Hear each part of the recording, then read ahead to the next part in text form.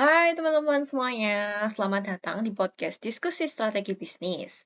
Nah, pada hari ini kita akan membahas bagaimana sih digital disruption mengubah cara perusahaan besar di Indonesia menciptakan nilai.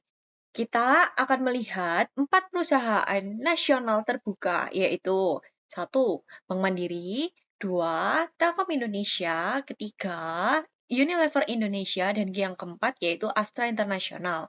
Bersama saya sudah hadir 5 narasumber. So, kita akan mulai dari gambaran besarnya terlebih dahulu. Mungkin bisa disampaikan oleh Richie. Oke, jadi dalam teori bisnis strategi ini, digital disruption itu memaksa perusahaan bergeser dari keunggulan berbasis aset fisik ke keunggulan berbasis data, teknologi, serta ekosistem. Nah, value creation saat ini tidak hanya berasal dari menjual produk saja, tetapi bagaimana perusahaan memanfaatkan data pelanggan, mempercepat pengambilan keputusan, serta membangun platform yang dapat diskalakan. Seperti itu.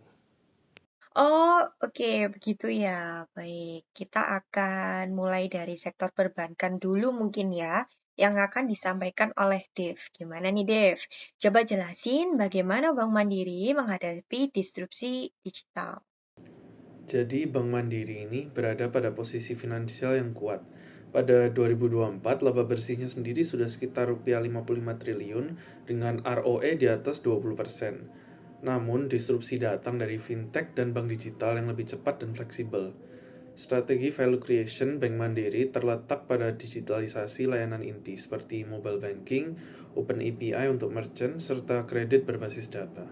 Dengan pertumbuhan kredit digital dan fee-based income sekitar 8 hingga 10% per tahun, model proyeksi sederhana itu dapat menunjukkan laba bersih masih dapat tumbuh meskipun margin bunga semakin kompetitif. Oh, jadi digital bukan hanya alat bertahan, tetapi untuk pertumbuhan baru gitu ya, Dev? Betul, tantangan utamanya bukan modal, melainkan kecepatan eksekusi dan integrasi data lintas unit.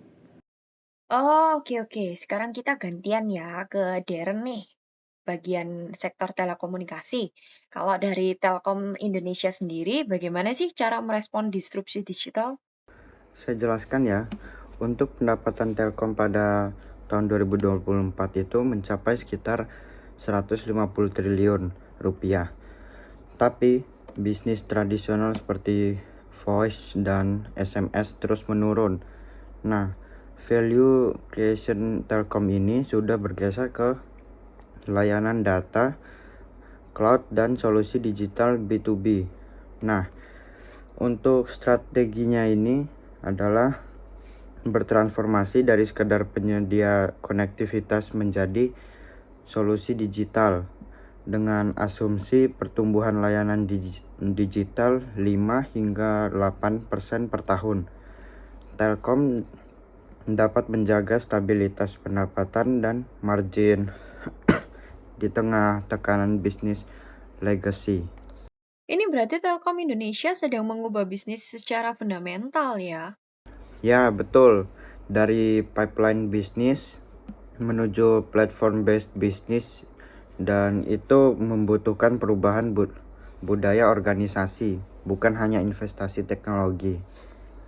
Selanjutnya saya ingin dengar dari sektor consumer goods dong. Apa sih sebenarnya tantangan utama Unilever Indonesia? Kalau ditanya tantangannya nih ya, Natasha, karena Unilever Indonesia mencatat laba bersih sekitar 3,3 triliun pada tahun 2024 dengan margin sekitar 9 hingga 10%, tantangan terbesarnya adalah pergeseran konsumer ke e-commerce, meningkatkan private label, dan tekanan biaya. Digital disruption di sini dijawab melalui digital supply chain dan direct to consumer dengan forecasting berbasis data dan promosi yang lebih tepat sasaran. Margin berpotensi meningkat 1 hingga 2% yang sangat signifikan di industri FMCG. Jadi artinya digital berperan besar dalam efisiensi dan perlindungan profitabilitas, gitu ya Marcelino? Benar, Natasha, digital di FMCG bukan hanya soal pertumbuhan, tetapi juga soal menjaga daya saing. Oke, terakhir kita ke Astra Internasional. Bagaimana sih Christopher? Astra menciptakan nilai di tengah disrupsi digital. Bisa dong dijelasin? Astra mencatat laba bersih sekitar 34 triliun pada tahun 2024. Digital disruption bagi Astra bukan menggantikan bisnis inti, tetapi memperpanjang rantai nilai melalui platform digital penjualan kendaraan, pembiayaan online, after sales berbasis data, dan predictive maintenance. Astra meninggalkan customer lifetime value, data pelanggan, yang menjadi aset strategis baru di luar penjualan unit kendaraan. Oke, kita balik lagi ke Ricci nih ya, selaku ahli dalam teori dan strategi. Jika kita tarik benang ke belakang nih Ricci, dari 4 perusahaan ini, apa sih kesimpulan strategisnya? Boleh dong dibantu jelasin.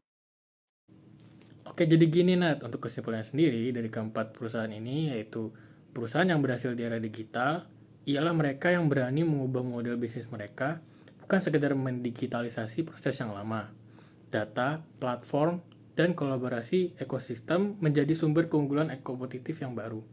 Digital disruption bukan ancaman, tetapi mekanisme seleksi bagi perusahaan yang adaptif.